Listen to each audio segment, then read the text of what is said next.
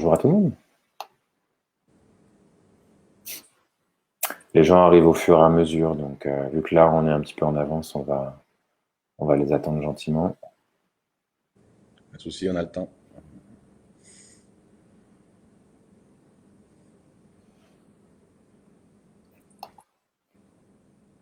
Alors généralement on a entre 15 et 20 secondes d'avance par rapport à ce que les gens voient. Ok, Donc les commentaires arrivent généralement un tout petit peu en décalé, d'accord. mais de toute façon je les afficherai au fur et à mesure. Voilà, on commence à avoir des gens qui arrivent gentiment.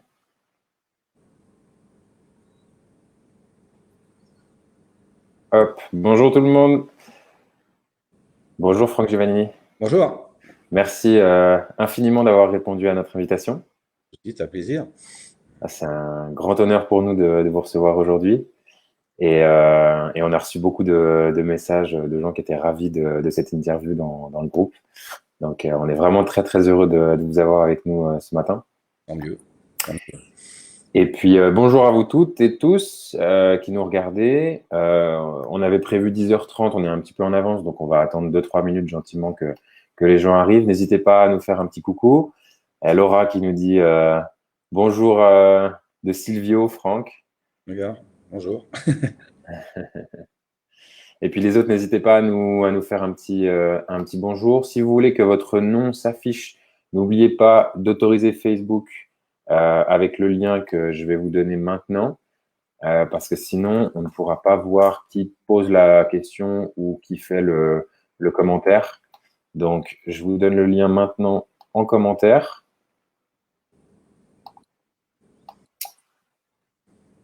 Et puis, après ça, on va pouvoir gentiment commencer. Il y a Patricia qui nous dit bonjour. Hello Patricia. Et puis on va pouvoir commencer gentiment. Alors si vous pouvez nous faire une petite présentation pour les malheureux qui ne vous connaissent pas encore, qu'on sache un peu qui vous êtes, ce que vous faites, et puis raconter un petit peu votre histoire. Bah oui, avec plaisir, avec plaisir. Bah je dirige maintenant l'hôtel de ville de Crissier, un restaurant unique avec une histoire très particulière. Mhm. 65 ans d'histoire maintenant, mais je suis le cinquième chef à succéder dans cette maison.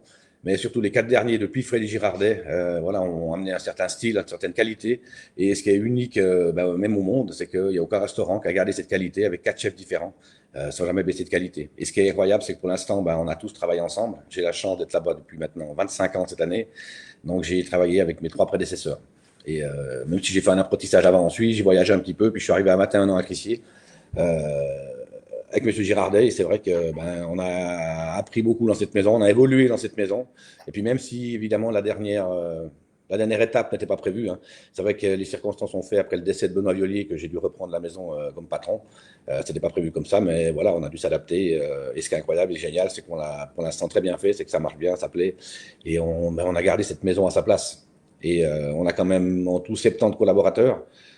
On a 60 personnes à Crissier, puis on a une boulangerie qui nous appartient, qui est un peu à l'extérieur. On a 10 personnes en plus. Et donc, on est en tout 70 employés tous les jours. On fait une centaine de clients par jour, en moyenne, entre le midi et le soir. Chaque service, c'est entre 50 et 60 couverts. Ça fait la moyenne, un peu plus que 100 par jour. Donc, ça fait, juste pour se rendre compte, si on fait 100 clients, en gros, on fait déjà 1000 assiettes dans la journée. Parce qu'un menu avec les desserts, c'est vite une dizaine de plats, hein. Mhm. Donc, c'est vrai que c'est un. Et on essaie de garder ce que je suis plus fier dans cette maison, c'est qu'on a réussi à garder l'esprit Girardet quelque part qui est toujours là, dans la qualité des produits, dans les saveurs simples. Par contre, il y a une évolution constante, c'est qu'on fait jamais la même chose. D'année en année, on fait 5 saisons par an maintenant, pour justement ne pas déjà de respecter les saisons bien sûr, mais surtout ce que j'essaie de faire depuis quelques années, c'est de pas aller loin pour ce que j'achète. L'idée, c'est d'aller de moins loin de nous pour tous les produits frais. Donc, on arrive maintenant avec 5 saisons à tout acheter en Suisse, et si c'est pas la Suisse, c'est uniquement les pays voisins. On arrive à aller pas loin. Il n'y a rien qui vient plus loin que la France, l'Italie, on reste vraiment autour de nous.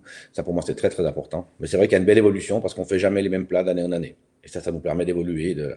C'est difficile de dire qu'on fait mieux qu'avant, mais je trouve que l'évolution est quand même positive. Mais de nouveau, tout en gardant l'esprit l'esprit de Crissier. Et puis pendant toutes ces années, j'ai participé à beaucoup de concours. Ça a été mon truc pendant une dizaine d'années. J'ai adoré ce challenge de s'inscrire à un concours, puis de s'entraîner, puis de fournir une performance, d'avoir un long entraînement pendant. Donc ça, c'est quelque chose qui m'a passionné. Et c'est vrai que j'en ai fait pendant une dizaine d'années. Puis maintenant, je t'organise. On est président de plusieurs, entre le Bocuse d'Or, le DEFA, on a plusieurs choses qu'on s'occupe, qui permet de garder un peu la main dedans, et puis surtout de s'occuper des jeunes qui veulent y participer. Mais c'est vrai que c'est une belle maison, on a un bel esprit. Une belle amélioration qu'on a pu amener dans cette maison, c'est dans l'esprit, dans l'ambiance. C'est que maintenant, les clients qui viennent à Crissier, il y a beaucoup de personnes qui découvrent cette gastronomie. Les gens qui n'ont pas l'habitude, ils se sentent tout de suite à l'aise. On a plus ce côté froid ou guindé qu'il peut y avoir il y a quelques années. On est vraiment super. Tout le monde se sent bien. Ça crie pas en cuisine. Moi, j'ai horreur de ça. Donc, on est vraiment un bel esprit. C'est vraiment très, très humain, on va dire. Et puis voilà, maintenant, le but, c'est de maintenir cette maison où elle est, même si cette année, ça va être compliqué vu ce qui se passe. Mais ouais, on espère que ça ne va pas durer trop, trop longtemps pour nous et qu'on puisse, voilà, recueillir des clients et faire plaisir à cette belle clientèle qu'on a chez nous. Ouais, c'est super intéressant ce que vous dites parce que j'entendais justement une interview de vous récemment sur le fait effectivement que vous ne criez jamais en cuisine. Ça, c'est quelque chose on a souvent tendance à imputer aux chefs en cuisine de hurler sur la brigade pour que ça avance plus vite et que surtout dans les grands restaurants, en fait, on a souvent l'impression que le chef ça doit être quelqu'un de dur et qui hurle dans tous les sens. Et vous, c'est pas du tout votre style. Au contraire, vous disiez que vous, à aucun moment, vous ne criez en cuisine du tout, quoi. C'est vrai que j'aime pas ça, je suis incapable, hein. Mais Ouais. c'est vrai que c'était comme ça avant. Enfin oui, avant tous les chefs gueulaient, c'était normal. Mhm. Même Monsieur Girardet, il y a toujours un respect des gens, mais quand même, ça hurlait, c'était la guerre, le service. Mhm. Euh, Mhm. je pense que ça a beaucoup évolué. Il y en a encore qui crient, mais je pense de moins en moins. Ouais, les nouvelles générations sont plus. Et puis les gens, on ne peut plus traiter les gens comme ça. Et puis si on veut garder Mhm. le personnel, puis c'est une question juste de. Moi, je trouve qu'il y a un truc qui fait une énorme différence, c'est qu'il y a du contact entre eux et moi. C'est qu'avant, on n'osait rien demander au chef. On a tellement peur de se faire engueuler qu'on il fallait tout cacher, il fallait pas se faire attraper, même si on avait fait une connerie, il fallait pas se faire choper. Alors que Mhm. maintenant, ça a complètement changé. C'est qu'ils n'ont pas peur de venir nous voir parce qu'ils savent que le truc, c'est que le client doit être servi correctement puis trouver une solution au problème. Donc ça a bien changé, ça, heureusement. Mhm. Et du coup, c'est ça qui est bien, c'est qu'il y a la même volonté, que ce soit pour la clientèle et pour le personnel, c'est-à-dire bah, de rester simple, de rester en fait authentique finalement. Bien sûr. Après, nous, on est comme ça. C'est vrai on fait les choses d'une autre manière. C'est pareil, le fait d'être là tout le temps. On pourrait dire, mais tiens, on commence à ouvrir des bistrots, à faire des choses à l'autre bout de la planète. Ça, c'est pas mon truc parce que j'ai horreur de manquer un service. C'est très, très rare que je ne sois pas là. Si je suis pas là, c'est vraiment une raison professionnelle ou un truc important. Mais c'est l'année passée, j'ai manqué un soir sur un an. Ok. On est tout le temps là. Parce que pour moi, c'est de nouveau une marque de respect envers les gens. On vient manger ici, c'est quand même un truc particulier. C'est quand même, le minimum, c'est d'être là, c'est d'aller voir les clients tous les jours. Et ça, pour la clientèle, c'est très, très important. Et les gens chez nous, ils aiment ça. Ils aiment savoir que le patron, il est là. Bien sûr, bien sûr. Puis ce qui est intéressant aussi dans votre discours, c'est que on vient manger dans une grande maison, mais finalement, quand on découvre aussi la simplicité, on découvre finalement des choses très bonnes, mais qui restent locales, de bonne qualité, mais simples. Et ça, c'est aussi quelque chose qui peut être surprenant hein, quand on connaît pas et puis on va dans un restaurant étoilé avec un grand chef. On s'imagine effectivement le service avec beaucoup on va dire, de précautions, si je puis m'exprimer ainsi. Là, c'est plus quand même voilà, quelque chose où on sent que il n'y a pas un gouffre entre le personnel et la clientèle. Il y a quelque chose de, euh, de plus humain et puis il y a une relation qui se crée entre vous et vos clients, quoi. Bien sûr. Mais alors, attends, alors ça reste attention très professionnelle, évidemment. On n'a pas le Oui, droit oui, non, bien d'erreur, on n'a sûr, pas le droit. Par bien sûr. contre, c'est pas trop pesant. Et puis surtout, ils Ouais, essaient vraiment tout de suite de mettre les gens à l'aise. c'est C'est ça. qu'on plaisante avec les clients, on essaie de les mettre pour que tout de suite les gens se sentent bien. Et ça, c'est Mhm, vrai que ça plaît énormément. mhm. Ouais, ouais, ouais. Et puis, vous parliez aussi de qualité de produit, de saveur simple, et puis des fameuses 5 saisons. Pourquoi 5 saisons et pas quatre, du coup? Il y en a une qui est compliquée, c'est que si on veut faire. Alors, l'idéal, c'est de tout faire des produits suisses, évidemment, hein. Après, pour Mhm. moi, il manque. ce qui manque le plus en Suisse, c'est l'océan. Les produits de la mer. Ouais, Mais de nouveau, je vais uniquement en France. C'est pas si loin que ça. d'accord. Il y a deux, trois viandes qu'on va chercher en France, ou des fois un légume ou un fruit. Mais le côté végétal est très suisse. Et c'est vrai que le mois de juin est un mois compliqué parce que c'est le printemps jusqu'à la fin du mois. Mais les produits du printemps, comme des asperges et tout ça, il n'y a plus. Dès que vous arrivez fin mai, c'est fini. Mhm. Donc, c'était toujours une saison qui était. Et puis, pour les produits d'été, euh, qui, qui ont besoin de maturité et de soleil, ben, le mois de juin, quand on changeait la carte d'été, c'était un peu tôt, jusqu'à mi-juillet, c'était pas terrible. Alors là, on fait une petite saison intermédiaire qui dure que 6 semaines, en gros depuis début juin jusqu'à mi-juillet, qu'on appelle estivale. Et ça me permet tout simplement d'être. Avant, on achetait des asperges au Pérou, on achetait des morilles au Canada à la fin du Mhm. temps, alors que là, c'est plus le cas. J'arrive à vraiment acheter tous mes produits pratiquement autour de nous ou en Suisse principalement. Ok.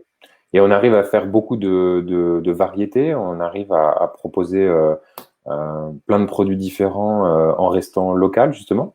Bien sûr, bien sûr. Il y a, déjà, je vous dis, tout ce qui est fruits, légumes, on va dire un peu plus de la moitié de toutes les viandes qu'on propose sont locales. On fait un peu de poisson du lac, bien sûr, mais Mhm. l'inconvénient du lac, c'est qu'il n'y a pas beaucoup de diversité, mais surtout, il n'y a pas des volumes. Nous, avec 100 couverts par jour, si je veux faire un poisson du lac sur un menu, il n'y a jamais les quantités. Donc, Mhm. on en fait quand même, mais moins. Après, tous les produits qui sont. Le fait de travailler en Suisse, le fait de travailler localement, bah déjà, on connaît les gens avec qui on travaille, on connaît nos producteurs, on connaît nos fournisseurs. Et puis, il y a un côté aussi. Après, je sais qu'on est aussi très privilégié de ce côté-là, parce que pour beaucoup d'entre eux, bah, c'est aussi une belle fierté de livrer l'hôtel de ville. Donc, on est très, très. Ils s'occupent vraiment bien de nous. C'est vraiment. Bon, on arrive à trouver, bien sûr. Je suis très attaché au côté végétal dans mes plats, il y en a partout. En plus, si on prend un menu qui va faire 7 plats salés et 2 desserts, j'ai horreur des répétitions. Il n'y a pas deux fois la même chose.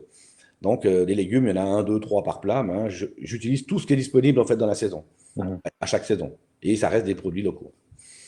Ouais, c'est super intéressant parce que dans la croyance populaire actuelle, on entend souvent des gens dire, mais si on va pas chercher des produits ailleurs, plus loin, on n'arriverait pas pas à se nourrir, mais en tout cas à se fournir suffisamment et à varier notre alimentation. Et là, vous prouvez que c'est pas le cas, que c'est tout à fait possible en fait de tourner toute l'année, même en tant que restaurant avec beaucoup de produits, beaucoup de variétés, et que, comme vous disiez au début, on renouvelle la carte régulièrement et qu'on fait jamais deux fois la même chose au final. Non, non, mais on pourrait complètement se fournir en Suisse.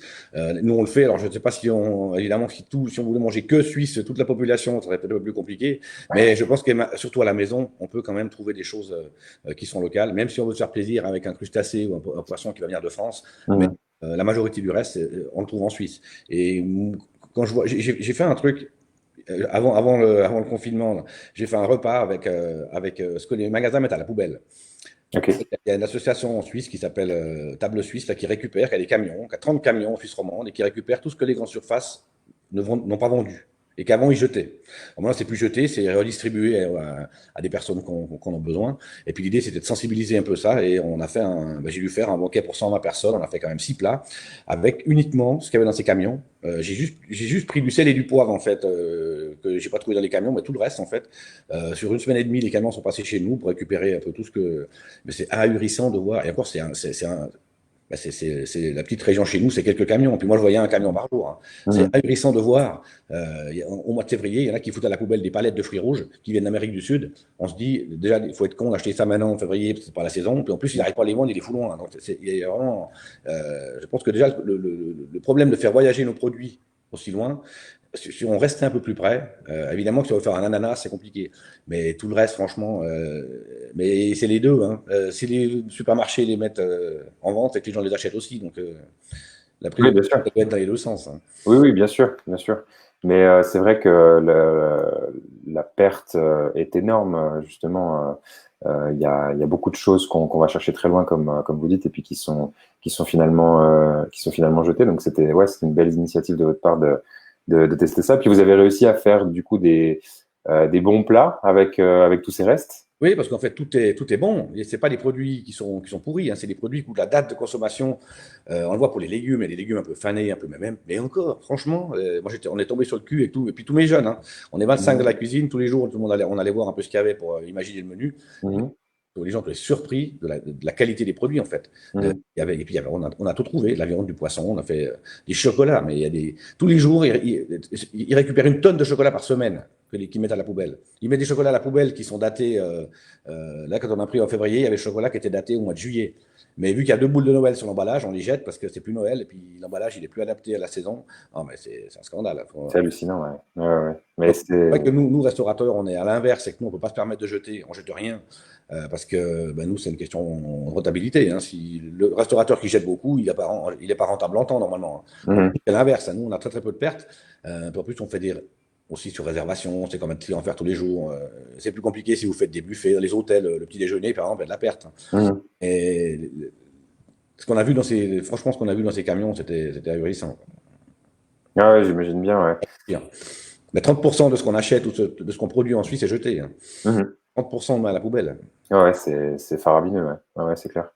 Et du coup, par rapport au gâchis, parce qu'en fait, on parle souvent des grandes surfaces, mais on parle moins aussi du gâchis des gens, en fait, hein, dans leur frigo, qui achètent peut-être un peu trop par rapport, ils prennent trop d'avance par rapport à ce qu'ils consomment et du coup jettent beaucoup. Et qu'est-ce que vous conseilleriez, vous, comme justement, si je peux appeler ça une stratégie de gestion d'un frigo, vous qui faites ça tous les jours, comment, en tant que privé, on pourrait s'organiser pour avoir le moins de pertes possible? Ça, c'est juste une manière d'avoir un peu de rigueur dans ce qu'on fait, dans ce qu'on achète. C'est vrai que là, c'est sûr que les 30% que je parlais qui est jeté en tout, hein, la moitié, c'est les gens à la maison. La moitié des gens qui achètent au magasin, puis qu'on trouve tout le long. Hein. C'est vrai que là, on le vit en plus en ce moment, parce qu'il y a des temps, c'est vrai qu'on est, même si je vais régulièrement au restaurant pour plein de choses, mais on est quand même à la maison, on mange 2 fois par jour. Donc on se rend compte, puis on va faire les courses. Du coup, c'est l'inverse, on ne va pas trop souvent pour éviter de surcharger les magasins. Donc, j'ai encore la chance de pouvoir passer par mes producteurs ou mes fournisseurs pour acheter 2-3 légumes ou 2-3 trucs. Et en fait, les gens on achète trop longtemps à l'avance. Et puis surtout, on prend pas l'habitude de cuisiner nos restes. Quand il reste quelque chose, c'est pas forcément foutu. On peut faire notre préparation avec. Et c'est ça, je pense que les gens devraient essayer d'apprendre, c'est que même si on n'a pas tout mangé, c'est pas de tout mettre à la poubelle et puis de se dire on fait du frais demain. Mais le problème, c'est qu'en Suisse, quelque part, les gens ont les moyens de faire ça. On a les moyens d'acheter, on a les moyens, le pouvoir d'achat est là. Et je pense que si c'était un peu plus dur financièrement, les gens feraient attention. Un peu plus attention, ouais. Ouais, c'est clair. Mais déjà, le fait d'acheter. On devrait quelque part faire nos courses tous les jours. Alors pas en ce moment évidemment, mais en temps normal, on devrait se dire tiens, qu'est-ce qu'on veut manger ce soir? Bon, on va l'acheter, puis on le mange, et puis demain. Alors que là, c'est pas comme ça que les gens font en temps normal, c'est qu'on se dit tiens, on va au magasin, on va voir ce qu'il y a, on achète pour 5 jours, et puis le 5e jour, le truc il est foutu et on le jette. Ouais, oui. Mais du coup, si on suit ce raisonnement-là et qu'on va justement acheter pour le jour même, du coup, est-ce que ça ferait pas sens de le faire chez le producteur local, en fait, chez celui qu'on connaît, plutôt que d'aller au supermarché? Complètement. Après, je pense pour tout ce qui est frais. Hein. Après, le supermarché, tout le reste, mais pour les produits frais, on devrait aller chez les petits producteurs, on devrait aller dans les petits magasins, parce qu'en général, un petit magasin, même une petite épicerie, eux ils vont essayer d'acheter chez les producteurs locaux. Je vois dans mon village, il y a un boucher qui fait sa boucherie, mais en plus, tout ce qu'il achète autour, ses légumes, son pain, ça vient des gens autour de nous. Et déjà que le fait d'aller là-dedans, ça permet de ne pas acheter des produits normalement qui sont venus de l'autre bout du monde, on traverse les océans. Et peut-être qu'avec ce qui se passe en ce moment, il faut espérer, c'est que, parce qu'on le voit, on consomme beaucoup de produits locaux maintenant, parce qu'il y a moins d'importations, il y a moins de choses qui viennent de loin, il n'y a plus de produits italiens, donc il y a des choses qui sont plus compliquées à trouver, donc on consomme du local maintenant. Il faut espérer, on sait qu'on ne va pas sauver tout le monde, mais qu'une partie des gens se disent après, tiens, on continue à rester chez les petits de la région. Oui, effectivement, il y a beaucoup de gens qui commencent à prendre conscience de ça, même pour le tourisme, hein, faire du tourisme en Suisse, cet été, ne pas partir à l'étranger, ne pas prendre l'avion. Et puis pour les produits aussi, hein, consommer suisse. Alors il y en a beaucoup qui le font aussi par solidarité en se disant voilà, on va soutenir les producteurs locaux, les entrepreneurs, les industries locales pour l'après confinement. Et je trouve intéressant aussi de le faire par rapport aux produits parce que ça va permettre aussi peut-être pour certains de découvrir ou de redécouvrir des produits locaux. et finalement se rendre compte qu'on a une grande richesse, comme vous disiez, de variété et de qualité aussi surtout. Et par rapport à ça, il y a une question de Sylvie. Et je me posais la même question.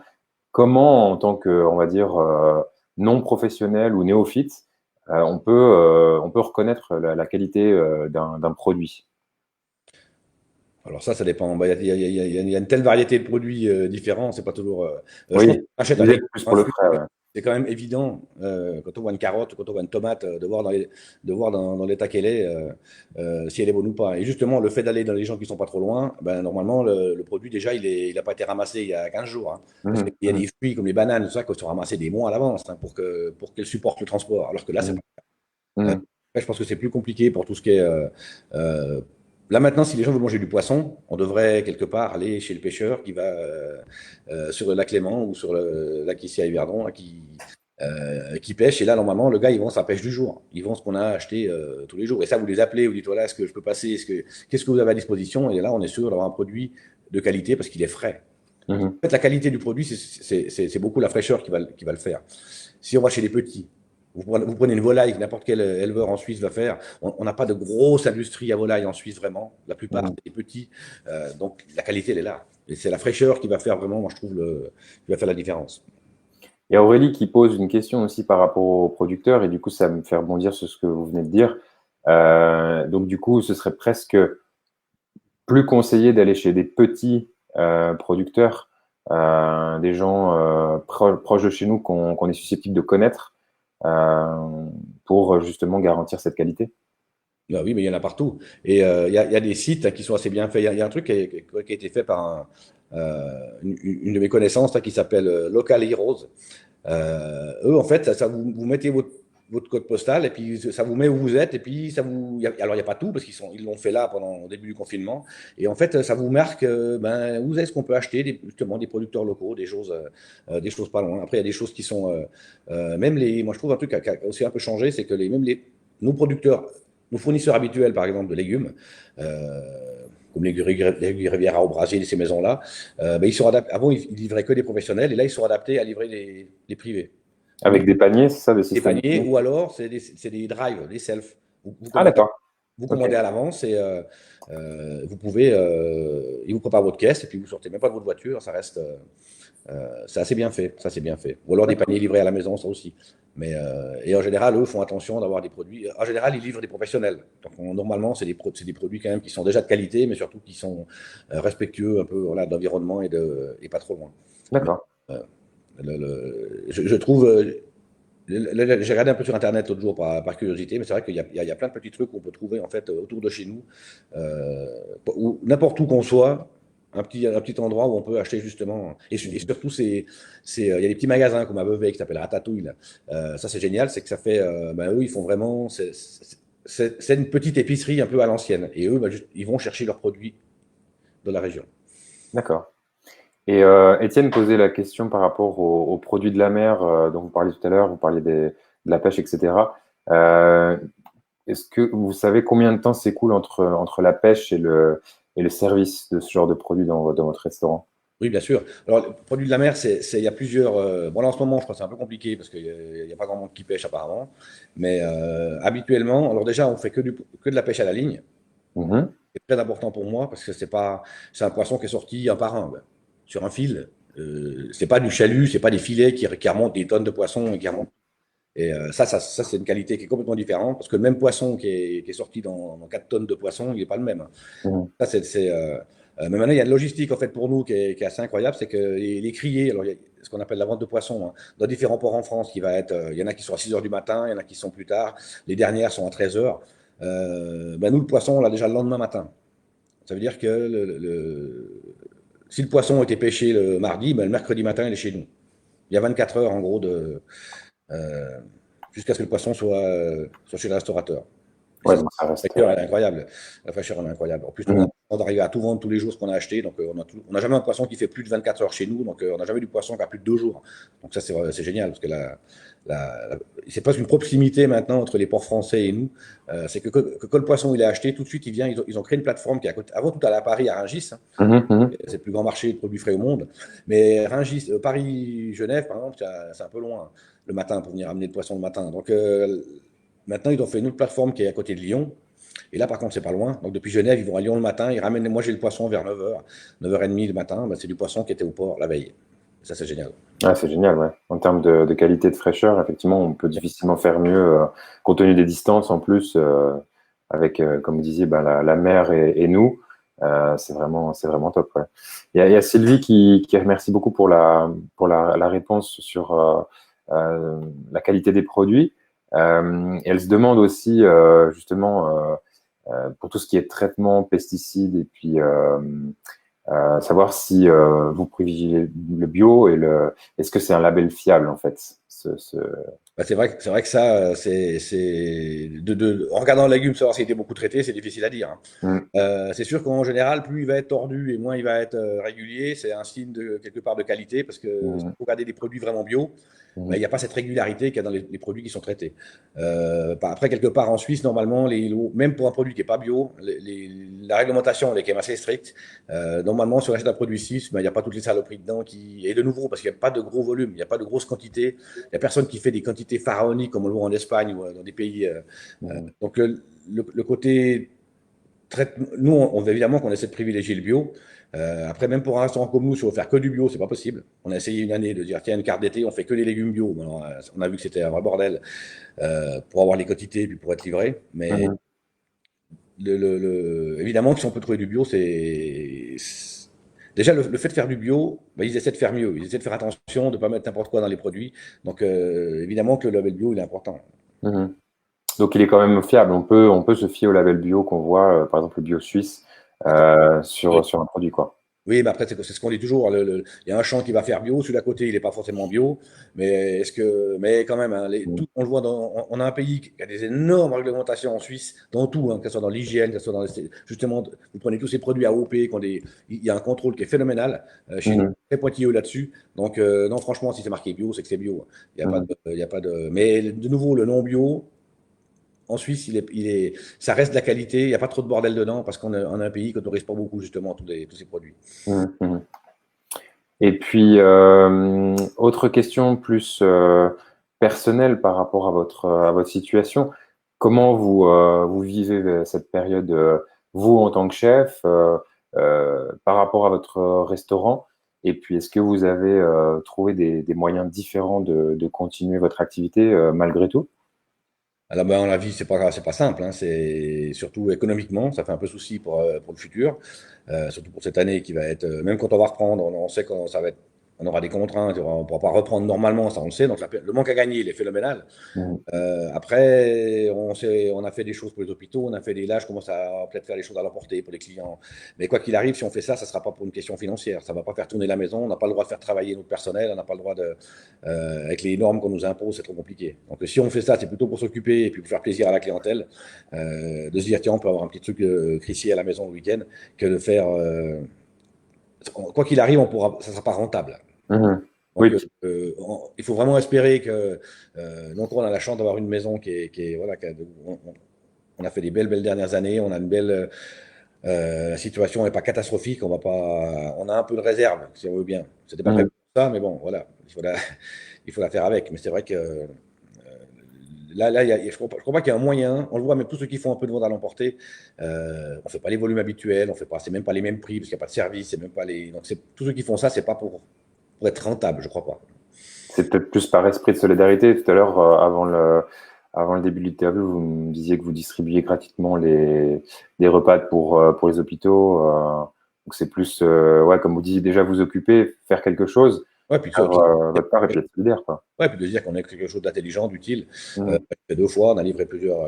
Et puis on va sûrement refaire. Ça continue si ça dure longtemps. Après, le truc de faire un peu à l'emporter, c'est pareil. C'est un peu pour faire plaisir aux gens, puis garder un peu le contact de la clientèle, mais pas pour. Mhm. Là, pour tous ces établissements qui sont fermés, que ce soit un bistrot, un bar, le côté, on ne pourra pas récupérer. tout ce qu'on ne gagne pas maintenant, on ne pourra pas le faire, on pourra pas faire plus après. Donc, et je ne crois pas qu'il y a une solution miracle comment, pour être rentable en ce moment. Ouais, surtout pour vous qui êtes quand même voilà, beaucoup sur l'humain, les produits physiques, etc. C'est difficile de faire des choses en ligne et puis sans qu'il y ait une intervention humaine, quoi. Donc ça, c'est cool. C'est sûr. Ah ouais, c'est clair. Ok. Revenons peut-être à des choses plus pratiques, parce que souvent, nous, dans notre activité de coach sportif, on parle, enfin, en tout cas, les gens nous posent des questions sur l'alimentation, la nutrition. Et souvent, ce qui revient, c'est que les gens n'ont pas le temps. N'ont pas le temps de cuisiner, n'ont pas le temps de manger même. Des fois, on entend des gens, moi, je mange un petit sandwich le midi sur le pouce et puis je reprends le travail parce que j'ai pas le temps. Est-ce que c'est possible justement de manger sainement et de cuisiner rapidement pour des gens qui sont dans cette situation-là, ou c'est quelque chose qui n'est pas possible selon vous? Bon, moi, je pense que c'est possible, mais c'est vrai que tout dépend de l'activité de chacun. C'est sûr qu'en général, pour bien faire à manger chez soi, pour manger du frais, évidemment, ça prend du temps. Même si on peut faire des recettes toutes simples, des recettes rapides, mais ça prend plus de temps, évidemment, que de mettre une pizza congelée dans le four. Déjà, si on a l'esprit de se dire on veut manger des produits frais, des produits locaux et de les faire nous-mêmes à la maison, je pense déjà, il y a déjà on va déjà dans le bon sens. Et je ne pense pas que c'est si compliqué que ça. C'est juste le fait de prendre un peu de temps. On le voit, on fait beaucoup de cours de cuisine au restaurant, on fait beaucoup de choses. C'est juste le fait que les gens prennent le temps à la maison de le faire ou pas. Et on a peut-être perdu cet esprit de dire, tiens, on prend du temps pour faire à manger, ou alors on le fait juste le dimanche. Après, le midi, il y a plein d'endroits qui font maintenant. Et moi, je trouve que c'est vraiment tendance maintenant au lieu de dire, tiens, j'ai pas le temps, mais je mange un sandwich, je vais aller justement dans une petite épicerie ou un petit gaillard qui va faire peut-être des sandwichs avec des bons produits frais. Il va faire des petites salades, il y aura des choses qui sont. On peut manger quelque chose de simple même si on n'a pas le temps. Au lieu d'acheter un sandwich à la Migros, on peut acheter quelque chose on peut acheter une salade, on peut acheter plein de. Et maintenant, il y a cette offre, en fait, de produits. Donc, je pense que après le temps, c'est juste, je ne veux pas dire c'est une excuse, mais Oui, c'est mon avis, ouais. il n'y aura pas de miracle. Hein. Je crois pas, on ne peut pas dire, tiens, je veux manger sainement, manger équilibré, et puis, mais je ne veux pas faire. Je ne veux pas que ça me prenne du temps. Quoi. Est-ce que c'est quelque chose qui vient avec le temps, la rapidité, les automatismes, comme d'autres activités? Finalement, le sport, c'est ça. À force de pratiquer, on devient plus rapide, plus efficace. Et j'imagine que c'est sûrement le cas aussi avec la cuisine. Avec le temps, on s'améliore, on devient plus rapide, plus efficace, plus efficient. Et du coup, on gagne du temps, en fait. Évidemment, évidemment. C'est une question d'habitude. Hein. Une Mhm. fois qu'on a l'habitude, qu'on a fait les premières fois, on galère un petit peu, mais une fois qu'on a pris l'habitude et puis surtout on sait ce qu'on est capable de faire, Ouais. quand on refait, évidemment que ça ira beaucoup plus vite, hein, ça c'est sûr. Ouais, ouais. Et on a souvent aussi des questions par rapport au fait d'optimiser les nutriments, de ne pas perdre trop de nutriments dans les aliments qu'on cuisine. Et on a une question par rapport à ça. Et comment cuire justement les légumes pour garder un maximum de vitamines? C'est sûr que pour gagner un maximum de vitamines, c'est vrai que le cru est la meilleure manière Donc, de cuire, ouais. non, mais puis c'est un truc que moi j'utilise beaucoup dans ma cuisine et qu'on utilise, même si on fait un truc à base de carottes, il y aura toujours un petit peu de cru quelque part, parce que ça ramène de la texture dans le plat, ça ramène le goût original du légume, parce que quand on cuit un légume, le goût il change. Et en plus, il y a aussi beaucoup un côté décoratif, ça permet de tailler des petites choses qui sont élégantes. Mais c'est vrai que la meilleure manière, déjà, c'est souvent, on a tendance à trop cuire ces légumes. Mhm. Quand on va ailleurs ou quand on est chez des gens, quand on est invité, souvent les légumes c'est beaucoup trop cuit. On devrait garder toujours un peu cette texture. On a des dents, c'est pour ça pour mâcher. Donc le légume ne devrait pas être archi cuit comme c'est souvent le cas. Et c'est là la meilleure manière. Après oui, évidemment la vapeur est plus adéquate que si vous le braisez dans le four ou si vous faites un gratin à la crème hein, pour les légumes. Mais c'est vrai que c'est la cuisson qui fait le. Parce que plus ça cuit, plus on va perdre justement ces vitamines et ces nutriments. Donc le côté la meilleure manière, c'est la salade, mais surtout d'éviter de surcuire ces produits. Super. On va prendre encore une ou deux dernières questions, comme ça on ne vous prend pas trop de temps, on a déjà dépassé et je vous remercie beaucoup pour le temps consacré et les réponses. Je prends encore une ou deux questions si vous voulez poser sur le groupe. Là, je vois, on parlait de cuisson, donc je vais prendre cette question-là. Est-ce qu'il vaut mieux utiliser de l'huile clarifiante, de l'huile d'olive ou plutôt du beurre pour la cuisson en règle générale? Ouais, en fait, ça dépend ce qu'on fait. Ça dépend ce qu'on fait, ouais. Ça dépend ce qu'on fait. Moi, je trouve que l'huile d'olive, évidemment, c'est très bien, mais si on rôtit quelque chose chaudement avec de l'huile d'olive, bah, pour moi, il y a une amertume qui se développe qui est pas forcément agréable. Euh, Mhm, une bonne huile d'olive, c'est bon pour, là, pour assaisonner, mais pas pour cuire. Vaut mieux utiliser une huile d'arachide ou une huile de colza, par exemple, qu'on a beaucoup en Suisse et qui supporte la température et qui n'a pas de goût. mhm. Le beurre clarifié, bah, il y a ce goût de beurre, évidemment, qui est très bon. Ça supporte aussi la chaleur.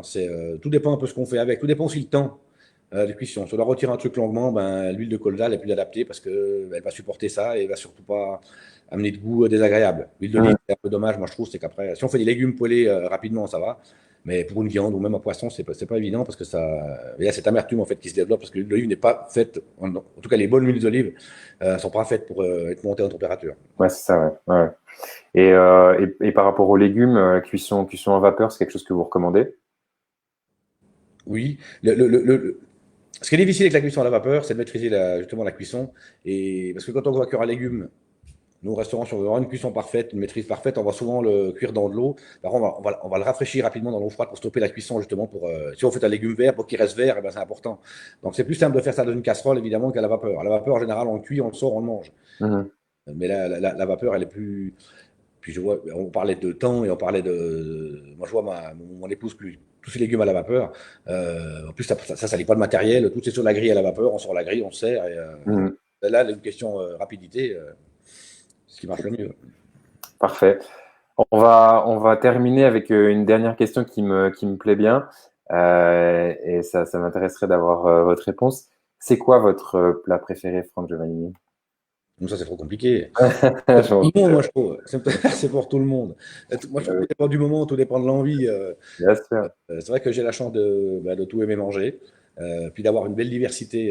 Évidemment, même si la semaine, je suis pas trop à la maison, évidemment, avec mon travail, mais le week-end, on veut se faire plaisir, ben, je vais ramener évidemment les choses du restaurant. Donc, on veut se servir avec un beau poisson, c'est vrai que bah, le poulet rôti reste quand même, moi, je trouve un truc incroyable parce que même si on le fait avec des légumes dans une cocotte, en fait, on peut l'apprêter un peu de beaucoup de manières. Et en fait, il y a ce côté un peu temps de cuisson qui permet de développer justement tous les arômes. Quand on cuit un steak, ben, il y a un truc qui est cuit en 3 minutes, c'est pas la même cuisine pour moi. Mhm. Le steak est bon. Moi, ce que j'aime, c'est plutôt voilà, les mijotés, les choses qu'on va faire dans le four longtemps. Donc, c'est vrai que si je dois choisir, c'est dur d'en choisir un, mais Alors, le plat du moment, peut-être. c'est vrai que comment, la volaille rôtie dans le four, ça reste quand même avec les petites pommes de terre, les petits légumes. Moi, j'adore y mettre des fenouils parce que je trouve que le fenouil, quand il rôtit, c'est vraiment un goût qui se marie bien avec la volaille. Donc, voilà, le poulet rôti pour l'instant. Aujourd'hui, Super. on va dire. Ok. Merci beaucoup, Franck Giovannini. Merci infiniment d'avoir accepté notre invitation et puis d'avoir répondu aux questions de nos membres. Euh, Encore joyeux week-end de Pâques. Ben oui. Et puis, on espère pour vous que tout va reprendre son cours très rapidement et que vous allez pouvoir réouvrir le restaurant parce qu'on a hâte de venir goûter la prochaine carte. Ben oui, on espère aussi. On espère aussi. Merci. Merci, bonne journée, bon week-end. Au À très revoir. bientôt. Au revoir. Bon, bah voilà tout le monde. J'espère que ça vous a plu. On a fait plus longtemps que prévu, donc c'est cool. Il a eu la gentillesse de rester avec nous et puis de répondre aux questions. J'espère que j'ai pu répondre à un maximum de questions. J'ai essayé de le faire au plus vite et j'espère que les réponses qu'il a apportées vous conviennent. Malheureusement, je pouvais pas sélectionner toutes les questions parce qu'on n'avait pas beaucoup de temps et comme je disais, on a dépassé. Donc voilà, j'espère que cette interview vous a plu, que vous avez passé un bon moment. Pour moi, c'était un honneur et un vrai cadeau de pouvoir m'entretenir avec ce grand monsieur, ce grand cuisinier qu'on a la chance d'avoir proche de chez nous, puisqu'il est à l'hôtel de ville de Crissier. Donc nous, on est à même pas 20 minutes, je crois, du restaurant. C'était vraiment un rêve de pouvoir lui poser quelques questions et puis voilà, il nous a fait un beau cadeau, donc J'espère que vous avez apprécié autant que moi. Ouais, Aurélie qui dit encore, ouais, mais c'est clair, hein, ouais, j'aimerais bien aussi. J'ai noté ce qu'il disait, notamment pour les références. Si vous voulez trouver des producteurs locaux dans votre région, j'ai vu que Aurélie avait mis le lien dans les commentaires. Ça s'appelle Local Heroes. Je vous le mettrai aussi dans la description de la vidéo, au-dessus ou en dessous. Euh, du coup, comme ça, vous pourrez, si vous êtes intéressé, aller visiter le site et puis regarder ce que vous pouvez trouver dans votre région. Je pense que c'est super intéressant. J'ai aussi noté l'Aigu Riviera qui fait des paniers, des livraisons de paniers de fruits et de légumes. Et Ratatouille, si j'ai bien compris, c'était, je sais plus ce que c'était, mais j'irai voir Ratatouille Vevey, et puis je vous mettrai tous les liens dans les descriptions, comme ça vous pourrez voir. En tout cas, c'est top, il nous a donné des bons petits conseils. Je trouve que c'est quelqu'un effectivement de très humain, comme vous avez pu le remarquer et le dire dans les commentaires. J'avais vu une interview de lui où il expliquait de manière plus détaillée pourquoi il ne criait pas dans son restaurant.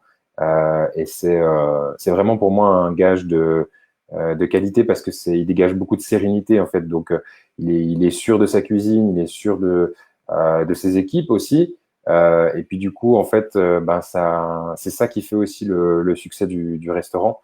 Donc voilà, je trouve que c'est quelqu'un qui en tout cas fait sens par rapport à tout ce qu'on prône ici dans le groupe et dans le projet Fit Club.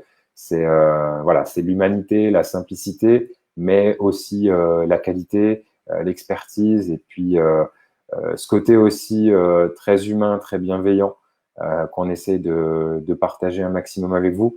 Je savais voilà qu'il avait cette réputation-là, mais ne lui avons jamais parlé auparavant.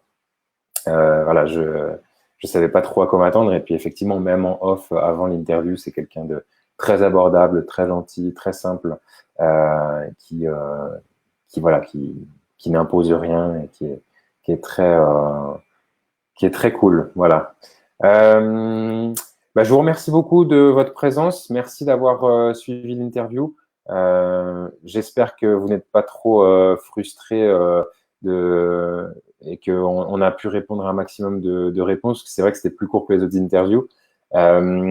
Et puis, du coup, moi, il me reste plus qu'à vous souhaiter un très, très bon week-end. Profitez bien. Je crois que lundi, c'est aussi férié. Donc, profitez bien du beau temps. Prenez soin de vous, de votre famille. Faites attention à votre santé et à celle de vos proches.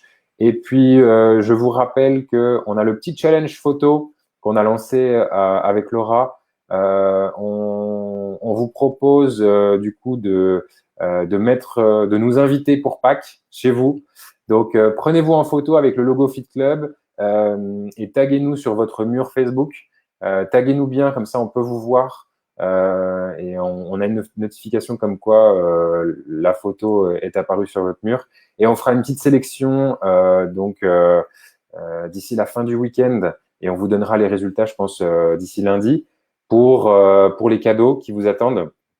On va sélectionner un petit groupe de personnes. Donc, envoyez-nous, enfin, postez vos photos en masse sur votre mur en taguant Fit Club. Essayez d'être original, essayez de nous surprendre, essayez de nous faire rire. Et puis, du coup, on choisira les plus originales et on vous fera un beau cadeau. On a prévu quelque chose de sympa pour quelques-uns d'entre vous. Donc voilà, on attend vos photos avec impatience. Vous avez jusqu'à demain soir pour le faire. Et puis, on compte sur vous pour nous taguer en masse sur vos murs Facebook.